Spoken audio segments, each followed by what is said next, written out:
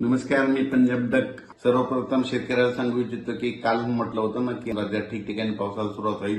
तर आज देखील राज्यामध्ये रात्रीच्याला म्हणजे खूप ठिकाणी पाऊस सुरू होणार आहे. म्हणजे सगळ्यात महत्वाचं सांगायचं झालं तर ते 28 ऑक्टोबरपर्यंत राज्यात दररोज वेगवेगळ्या भागात विखुरलेल्या स्वरूपाचा जोरात पाऊस पडणार आहे म्हणून हा अंदाज लागला येतात. म्हणून हा पाऊस कुठं जास्त होणार आहे सगळ्यात जास्त सांगू इच्छितो की मराठवाडा, त्याच्यानंतर पश्चिम महाराष्ट्र, त्याच्यानंतर कोकणपट्टी आणि त्याच्यानंतर उत्तर महाराष्ट्र म्हणजे ह्या 4 विभागामध्ये सगळ्यात जास्त पाऊस पडणार आहे म्हणून हा अंदाज लक्षात येतो. पूर्व आणि पश्चिमी विदर्भात देखील पाऊस असणार आहे, पण देखील भाग बदलत पडणार आहे, विखुरलेल्या स्वरूपाचा पडणार आहे, जास्त तिकडे प्रमाण नसणार आहे म्हणून हा अंदाज लक्षात येतो.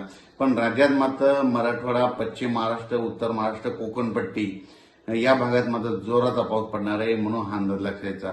सांगायचं झालं तर जिल्ह्यावाही सांगायचं झालं तर आज देखील नांदेड जिल्हा झालं, लातूर जिल्हा झालं, परभणी जिल्हा झालं, हिंगोली जिल्हा झालं, यवतमाळ जिल्हा झालं, धाराशिव, बीड, जालना, संभाजीनगर, अहिल्यानगर, त्याच्यानंतर सोलापूर, कोल्हापूर, सांगली, सातारा, पुणे, त्याच्यानंतर कोकणपट्टी पूर्ण ह्या परिसरामध्ये आज रात्रीच्याला खूप ठिकाणी विजेच्या कडकडाटासह पाऊस सुरू होणार आहे म्हणून हा अंदाज लागतेचा.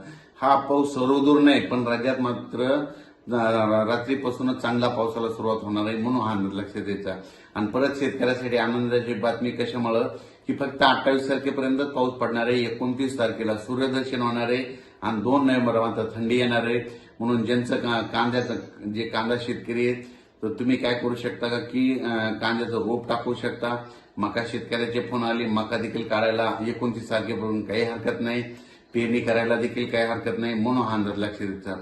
पण राज्यात मात्र सध्या आणखीन 4 दिवस हा शेवटचा पाऊस पडणार आहे. शेवटचा पाऊस असल्यामुळं सगळीकडे सर्वदूर पडत नाही, फक्त भाग बदलत पडतो म्हणून हे अंदाज लक्षात यायचा. म्हणजे हा शेवटचा राज्यातला शेवटचा पावसाळ्यातला शेवटचा पाऊस असेल. म्हणजे 28 तारखेपर्यंत असं 29 तारखेला सूर्यदर्शन होणार आहे, 2 नोव्हेंबरला थंडी येणार आहे म्हणून हा अंदाज लक्षात यायचा. त्याच्यानंतर 29, 30, 31, 1 तारखेपर्यंत राज्यात धुई, धुके, धुराळे देखील येणार आहे म्हणून हे देखील लक्षात यायचं.